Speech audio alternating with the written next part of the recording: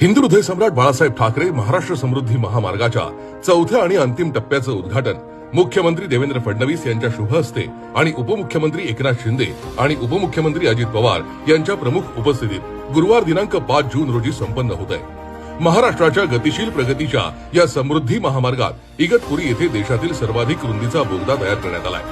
भारतात प्रथमच अग्निशमन आणि इतर अत्याधुनिक सुरक्षा यंत्रणा या सर्वात रुंद बोगद्यात कार्यान्वित करण्यात आल्या।